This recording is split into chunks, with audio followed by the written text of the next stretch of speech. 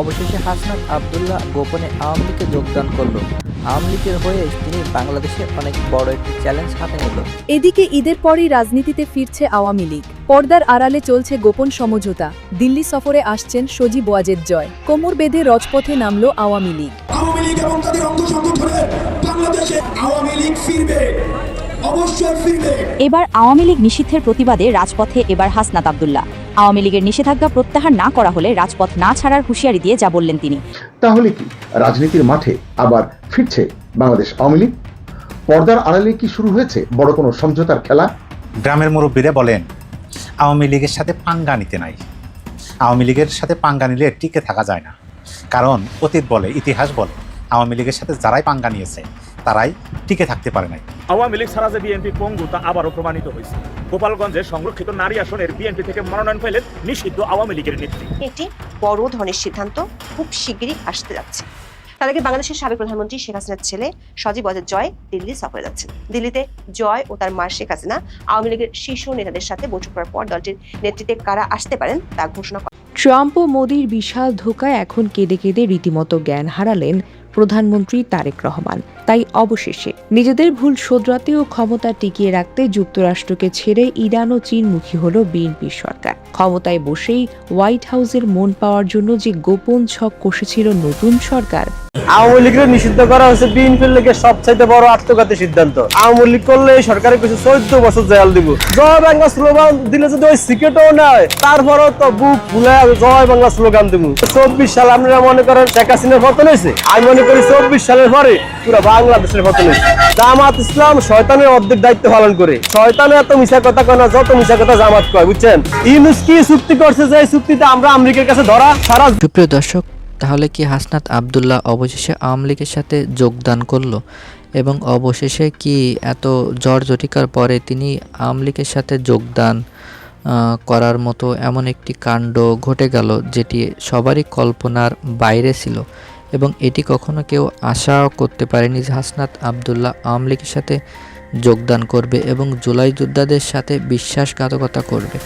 দর্শক, আজকের ভিডিওটি অনেক গুরুত্বপূর্ণ, তাই ভিডিওটি একটু স্কিপ না করে আগে সম্পূর্ণ নিউজটি মনোযোগ সহকারে দেখার অনুরোধ রইল। ভিডিওটিতে একটা লাইক দিয়ে এবং চ্যানেলটি সাবস্ক্রাইব করে আগে চলুন সম্পূর্ণ আলোচনাটি দেখে আসা যাক। আওয়ামী লীগের নিষিদ্ধ করা হয়েছে বিএনপির লীগের সবচাইতে বড় আত্মঘাতী সিদ্ধান্ত। আওয়ামী লীগ করলে সরকারের কিছু 14 বছর জেল দিব। জয় বাংলা স্লোগান দিলে যদি ওই সিকেটও নয়, তারপরও তো বুক ফুলে জয় বাংলা স্লোগান দিব। 24 সাল আপনারা মনে করেন শেখ হাসিনার পতন হয়েছে, আমি মনে করি 24 সালের পরে পুরো বাংলাদেশের পতন হয়েছে। জামাত ইসলাম শয়তানের অর্ধেক দায়িত্ব পালন করে। শয়তানের এত মিশা কথা কয় না যত মিশা কথা জামাত কয়, বুঝছেন?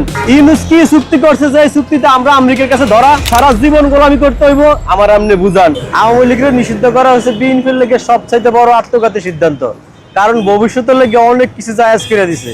কেন জানেন? আওয়ামী লীগের আমলে এই দেশে গ্রেড হামলা হয় না। আওয়ামী লীগের আমলে কোনো বড় দল নিষিদ্ধ হয় না। ওই আওয়ামী লীগ স্বৈরাচার, আর এই সময় যে আওয়ামী লীগের পক্ষে কেউ জয় বাংলা স্লোগান দিতে পারে না, এই সরকার ভালো হয় কেমনে? আমি মনে করি যে আওয়ামী লীগের নিষিদ্ধ করিয়া আর ভবিষ্যতের লগে অনেক কিছু বৈধ করিয়া দিছে। কারণ কি? লগি বইটা দিয়া আগাছা পরিষ্কার করার জন্য একটা অনুমোদন দিচ্ছে, আমি মনে করি সংসদে। কারণ আওয়ামী লীগের রাজনীতি শিখায় বিএনপি, এটাই তো একটা মানে আত্মঘাতী সিদ্ধান্ত। আপনারা যে দল করেন কোনো সমস্যা না, এই দেশে বিএনপি আওয়ামী লীগের মতো স্ট্রং আর শক্তিশালী দল না। ওই একটা দলে এরকম একটা সিদ্ধান্ত নিতে পারে না। আপনার আওয়ামী লীগ করলে সরকারের কিছু 14 বছর জেল দিব। 14 বছর না, 28 বছর যদি জেল দেয়, তারপরও তো জয় বাংলা স্লোগান আমরা ভুলুম না। জয় বাংলা স্লোগান দিলে শুধু এই যে কেরানীগঞ্জ জেলখানা না, এই দুনিয়ার সবচেয়ে বড় নিকৃষ্টতম জেলখানার নাম হচ্ছে এল সালভাদরের সিকেট। জয় বাংলা স্লোগান দিলে যদি ওই সিকেটও নয়, তারপরও তো বুক ফুলে জয় বাংলা স্লোগান দিব। কারণ কি জানেন? একজন শেখ মুজিব, 7 কোটি জনগণ, বাংলাদেশ স্বাধীন, ব্যাস জয় বাংলা। আপনি যত যাই করেন, আমরা জিয়াউর রহমানের সেলুট করি, কিন্তু জিয়াউর রহমান সকাল আর সন্ধ্যায় 2 বেলায় শেখ মুজিবুর সেলুট করছে। আমরা সেই নেতার কর্মী, আমরা আপনার মাননের কি মানে কেমনে আপনার মানি? আমাকে নেতারই তো আপনারা সেলুট করছেন সকালে বিকালে, বুঝছেন না? এটা আওয়ামী লীগ। এখন আমি বিএনপির রাজনীতি বুঝি না। তারেক রহমান টাইম ম্যাগাজিনে সাক্ষাৎকারে বলছে কোন রাজনৈতিক দলের নিষিদ্ধ করবে না, কিন্তু সে বাংলাদেশে আওয়ামী লীগকে নিষিদ্ধ করছে। এবং সে বলছে মানে তার হাতে বাংলাদেশ নিরাপদ, বাংলাদেশ সর্বস্তরের মানুষের জন্য তার আমলে বাংলাদেশ স্বাধীন। কিন্তু দেখা গেছে যে তারেক রহমান একটা প্রতিহিংসার রাজনীতি করে। যদি প্রতিহিংসার রাজনীতি করে তাহলে তারেক রহমানের বিএনপি টিকবো না। আমরা শেখ হাসিনার সময় দেখছি, শেখ হাসিনা কোনো বড় দুর্ভিক্ষ হইলে বা কোনো খারাপ মুভমেন্ট হইলে একটা দেশে, ওই সময় দেখতাম ক্রাইসিস মুভমেন্টে বাচ্চাকে মাথায় হাত রাইকা দিত শেখ হাসিনায়, যায় সাক্ষাৎ করতে দেখা করতো। আর তারেক রহমান এই সময় যা তার মাইয়া সরকারের ছবি দেখে। আর এইটা যদি শেখ হাসিনা করতো তাহলে বাংলাদেশে কিছু আলেম সমাজ কইতো শেখ হাসিনা তো দুযোগে যাইবো হ্যাঁ রুচিলে বাংলাদেশে 18 কোটি মানুষ দুযোগে দেবো। এখন কোনো আলাপ আলোচনা নাই। আর মনে সমস্যা এই জায়গাটা বুঝছেন, শেখ হাসিনা এই দেশের সমস্যা। এই যে মামুনুল হক একজন আলেম সাহেব, মূর্তি এই দেশে হারাম, সব মূর্তি তো হারাম, একলা তো শেখ মুজিবের মুক্তি হারাম না। তাইলে এখন রাজু ভাস্কর্য মূর্তি আছে, জুলাই স্মৃতিসৌধের মধ্যে মূর্তি আছে, এই মূর্তি হালাল, আর শেখ মুজিবের মুক্তি হালাল হবো কি? এরা আসলে একটা জাতে, মানে এরা হলো খারাপ। আন্নে কন বাংলাদেশ জামাত ইসলাম শয়তানের অর্ধেক দায়িত্ব পালন করে। শয়তানের এত মিশা কথা কয় না যত মিশা কথা জামাত কয়, বুঝছেন? এই যে সারা জীবন কইলো কি কবিরা গুনাহ। ট্রাম্প ও মোদির বিশাল ধোঁকায় এখন কেঁদে কেঁদে রীতিমতো জ্ঞান হারালেন প্রধানমন্ত্রী তারেক রহমান। তাই অবশেষে নিজেদের ভুল শোধরাতে ও ক্ষমতা টিকিয়ে রাখতে যুক্তরাষ্ট্রকে ছেড়ে ইরান ও চীনমুখী হল বিএনপির সরকার। ক্ষমতায় বসেই হোয়াইট হাউসের মন পাওয়ার জন্য যে গোপন ছক কষেছিল নতুন সরকার, তা এখন উল্টে তাদের দিকে ফিরে আসছে। দিল্লির মন জুগিয়ে যদি গদি চিরস্থায়ী করার রঙিন স্বপ্ন এখন পুরোপুরিভাবেই দুঃস্বপ্ন হয়ে গেছে। অন্যদিকে দাদা ট্রাম্পের মিষ্টি কথায় ভুলে যারা ভেবেছিল কোষাগার ডলারে ভরে যাবে, তারা এখন বিশ্ব রাজনীতির প্যাচে পড়ে রীতিমতো নাকানি চুবানি খাচ্ছে। একদিকে IMF এর টাকা আটকে যাওয়া, আর অন্যদিকে মধ্যপ্রাচ্যের তেল ও সারের প্যাচে পড়ে এখন তারেক সরকারের রাতের ঘুমটা হারাম হওয়া। উপায় না দেখে শেষমেশ সেই পাত্তা না দেওয়া বেইজিংয়ের দরজাতে মাথা ঠুকতে হচ্ছে তারেক সরকারকে। কিন্তু ড্রাগনের দেশ কি এত সহজেই পুরনো অপমান ভুলে যাবে, নাকি এর পেছনে লুকিয়ে আছে হোয়াইট হাউসের কর্তাদের ভিমরি খাওয়া অন্য কোনো মাস্টার প্ল্যান? আজকের এই বিশেষ প্রতিবেদনে উঠে আসবে পর্দার আড়ালে সেই হাড়হিম করা ভয়ঙ্কর সত্য, যা জানলে আপনার চোখ ছানা বড়া হয়ে যাবে। গত রবিবার রাতের বেলা ঢাকা বিমানবন্দর তখন একদম নীরব। ঠিক এমন সময় সবার চোখ এড়িয়ে বেইজিংয়ের বিমানে উঠে বসলেন মির্জা ফখরুল।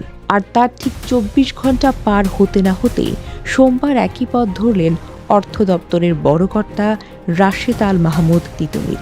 এই ঘটনাকে সাধারণ একটা যাতায়াত বলে ধামাচাপা দেওয়ার চেষ্টা করা হলেও ভেতরের খবর কিন্তু একদম আলাদা। আসলে এটি হলো ডুবতে থাকা নৌকার হাল ধরার শেষ চেষ্টা মাত্র।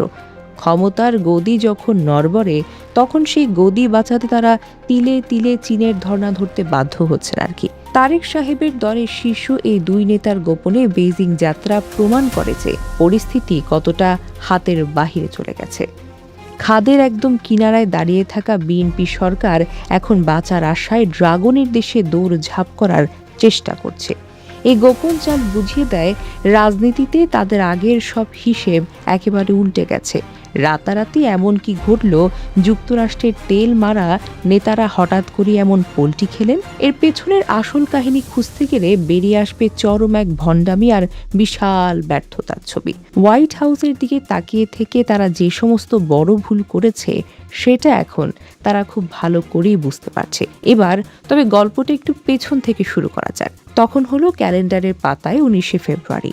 তারেক সরকার সবেমাত্র ক্ষমতার স্বাদ পেয়েছেন বলে মাত্র 7 দিনের মাথায় তাদের ভেতর তুমুল অহংকারী একটা ভাব তৈরি হয়। তখন ঢাকায় থাকা চীনা রাষ্ট্রদূত ইয়াং ওয়েন প্রধানমন্ত্রী তারেক রহমান এবং অন্য মন্ত্রীদের সঙ্গে দেখা করার জন্য নিয়ম মেনে চিঠি দিয়ে সময় চেয়েছেন।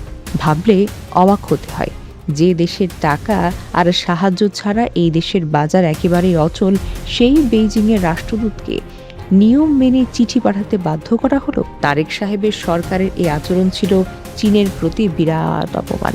পেন্টাগনের ইশারায় উঠতে থাকা এই নেতারা তখন নিজেদের সবচেয়ে বড় টাকার যোগান দেওয়া দেশটিকে রীতিমতো পাত্তাই দিল না। তাদের হাবভাব এমন ছিল তাদের চাইতে তুখোর যেন আর কেউ নেই।